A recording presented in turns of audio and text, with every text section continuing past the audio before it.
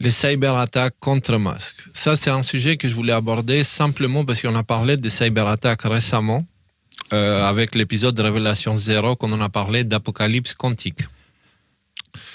Dans cet épisode, on avait évoqué la possibilité d'une grosse cyberattaque qui conduirait à une situation un peu critique. Et on avait expliqué que dans les scénarios qui sont prévus par les spécialistes depuis des décennies, le début de ces cyberattaques se manifesterait par des groupes qui commettraient des cyberattaques avec énormément de puissance et qu'il y aurait, enfin, ça se manifesterait petit à petit jusqu'à ce qu'il y ait une grosse cyberattaque globale. On a rappelé aussi que c'est un scénario que le Forum économique mondial étudie au moins autant que le scénario du Covid avant le Covid, c'est le coronavirus. Donc c'est dans les trucs du Forum économique mondial, les planificateurs de désastres, il y avait le coronavirus, il y avait les cyberattaques et après il y avait d'autres éléments, mais c'était ces deux-là qui étaient le plus mentionnés. Et, peut-être qu'il y a une raison pour ça, mais en tout cas, on remarque que récemment, Elon Musk a été la cible de cyberattaques. Après qu'il a été la cible d'attaques physiques aussi, hein. Ils ont attaqué Dodge. Ils essayent d'attaquer Dodge avec des manifs, avec des manipulations mainstream, etc. Mais après, ils ont été carrément attaqués des vitrines Tesla. Donc, les manifestants à la Soros, tu vois, c'est... voilà. Et après avoir fait tout ça, à la suite, ils attaquent X. Genre, là, tu vois vraiment la mafia à l'œuvre. Tu vois, genre, arrêtez ce que vous faites, sinon. Tu vois. Tu as tout ici. Donc, la mafia, elle fonctionne comme ça. Tu rajoutes aussi un élément qui est que là, j'ai vu un petit peu la couverture, notamment des attaques qui étaient faites contre Tesla. Donc là, on parle de vandalisme assez sérieux quand même. Et il y a quand même une partie de la presse mainstream. Je ne sais pas si c'est toute la presse mainstream, mais une partie qui dit non, c'est de la liberté d'expression, en fait. C'est des gens qui sont révoltés à juste titre. Donc en plus, tu as la couverture des médias qui viennent te dire que si jamais tu veux pas mettre ton masque, t'es un terroriste, mais si jamais tu fais cramer des stations Tesla, là ça va, t'es un bon citoyen. Alors, qui s'exprime. Justement, ça ne fait que prouver que les médias mainstream participent à la mafia, ils font partie de la mafia.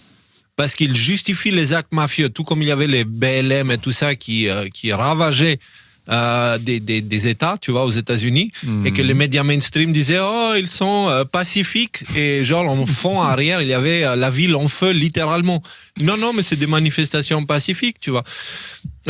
Ça montre qu'ils essayent de justifier ces choses-là, ce qui montre que ce sont des opérations. Ce ne sont pas des manifestations naturelles, ce sont des opérations, et ça vient en package avec le narratif politique, le narratif mainstream. Voilà, ça... Et ils sont tellement débiles en ce moment, genre ça devient tellement visible, c'est absurde. Alors là, c'est peut-être pour ça qu'ils font les cyberattaques, justement, notamment sur X. Non, je pense qu'ils le font juste pour mettre la pression, parce qu'ils savent que celui qui a plus que 2 neurones dans son cerveau, il va être capable de faire le lien, tu vois. Si tu as toutes les choses qui arrivent en un bloc... les liens. Faut voir ça peut-être aussi sous un autre aspect, un aspect préparation, parce que bon, moi, je suis pas du tout un expert en hacking, hein, loin de là. Néanmoins, je me dis que si jamais tu mènes une cyberattaque, tu peux voir où est-ce que ça passe, où est-ce que ça passe pas, où sont les faiblesses du système et tout ça. Peut-être pour se préparer en vue d'un certain nombre de révélations. Vous savez qu'on parle beaucoup de la liste Epstein en ce moment, même si bon, il y a eu quand même pas mal de déceptions chez certains par rapport à ce sujet-là. Donc peut-être que aussi ils se préparent à donc voilà, il y a le côté technique, il y a aussi le côté, il y a eu un précédent, vous savez que quand il y a quelque chose qui arrive, qui s'est déjà passé une fois, ça passe beaucoup mieux si demain tout X tombe, X, Twitter, Facebook et compagnie, on dira c'est le groupe des méchants, je sais pas quoi, certainement des... Voilà, qui est à l'origine de ça. Donc ça peut servir plusieurs narratifs quand même, cette histoire-là, faut pas perdre de vue le contexte quand même très très épineux dans lequel on se situe en ce moment. Alors, ce narratif mainstream, parce que si on parle du côté factuel, les analyses ont montré que les adresses IP de ces attaques venaient de l'Ukraine. Elon Musk lui-même... De la zone ukrainienne. Voilà. Il y a un truc... Il y a un truc que Oui. j'ai pensé justement en voyant ça, quand il annonce Musk, j'ai dit, que ce soit vrai ou pas, tu vois, c'est secondaire, en fait, en réalité. Parce que bon, en réalité, on ne saura pas. Mais ce qui est très, très important, c'est quelles seront les optiques et les conséquences de ça.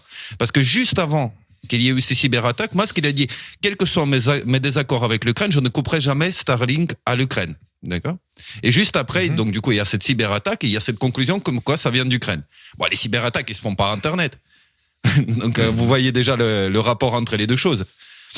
Ah, Ouais. ils forcent la main. En fait, j'ai l'impression qu'ils essayent de montrer qu'ils ne sont pas trop pour la paix. Ils essayent de pousser quelque chose. En fait, là, ce que tu veux dire, Nico, c'est qu'ils forcent Elon Musk d'enlever Starlink de l'Ukraine. C'est ça. Ou alors la conclusion d'Elon Musk est une porte de sortie pour lui pour retirer Starlink de l'Ukraine. Ce qui veut dire que l'État profond cherche maintenant à pousser leur ennemi à la guerre, en fait. Genre à les pousser à dire c'est eux qui ont commencé.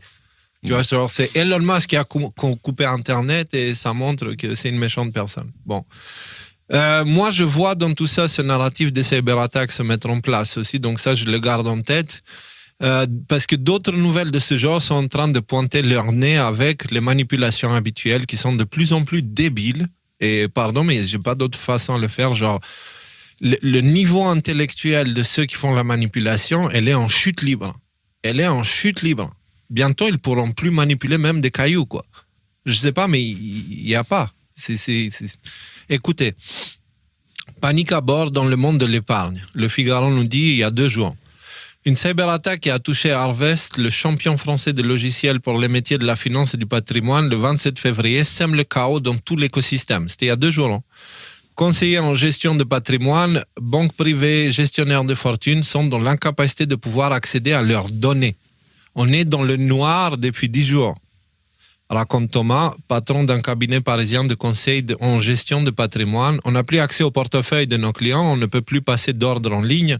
On a presque revu au papier, on en est presque revenu au papier au crayon. Si vous avez regardé cet épisode-là, vous aurez vu que ça, c'est littéralement dans les scénarios, tu vois, genre le piratage de choses qui sont théoriquement pas possible de pirater, voilà. Et puis d'autres nouvelles. Oui, Rudy, vas-y, dis ce que tu voulais dire avant. Non, mais donc quand tu dis que leur niveau est en chute libre, en fait, je suis pas sûr de comprendre ce que tu veux dire. Est-ce que tu vois ça comme une préparation à tiens, on va vous couper les accès aux banques et ça va être la merde? Parce que c'est vrai qu'un des aspects quand même de la cyberattaque qui peut être problématique. Non, c'est pas ça que tu veux dire. Ok, c'est quoi alors? Non, c'est pas ça que je veux dire. C'est plutôt pour le deuxième que je parle au niveau de débilité. Ça y va, quoi. Le point qui nous dit qui est la Dark Storm Team, ce groupe qui a revendiqué la cyberattaque visant X. Écoutez, l'attaque est signée.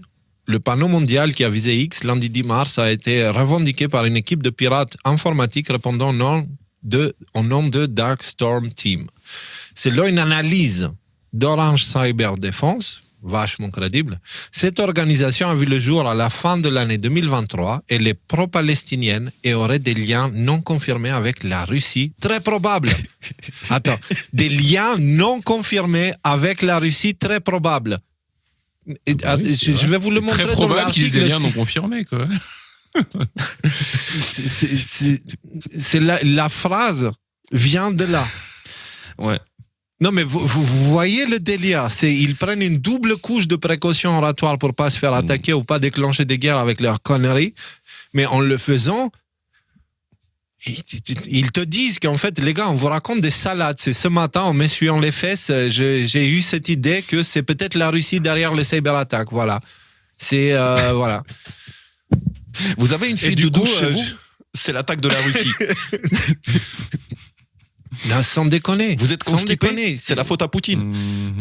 Moi, j'ai une plaque d'eczéma ici en ce moment. Là, ça me gratte Poutine. beaucoup. Donc, là, voilà, c'est Poutine. Et non, tu comprends pourquoi je dis maintenant franchement débile? Ok, d'accord. Ok. Ouais, là c'est clair. C'est clair. Attends, ils sont dans la continuité de ce qu'ils ont fait depuis un moment quand même. Là, ça fait depuis 5 ans que c'est la faute à Poutine.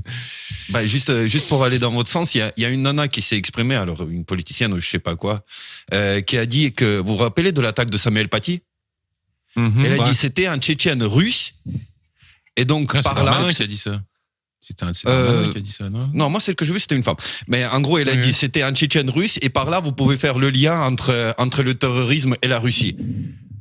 Et vous vous souvenez Mmh, ce ouais, que je j'avais crois dit? que C'était tous Darmanin, les il a remis Tchétchènes une couche, radicalisés qui dans- ont dû s'échapper de la Tchétchénie après arrivée du Kadyrov au pouvoir, qui ne pouvaient pas rester parce que c'était des groupes qui ont assassiné son père, qui étaient accueillis par la France à l'époque. Et maintenant, ils disent, voilà, s'il y a eu Samuel Paty, bah, c'est parce que la Russie, elle finance le terrorisme. Ouais. Non, en fait, là, la conclusion sur les cyberattaques était plus simple. C'est ceux qui font les pirates utilisent des ordinateurs. Poutine utilise un ordinateur, donc voilà. Le Comme par hasard, hein, lien y a pas est de- fait, quoi. Le lien est fait. Le lien est fait.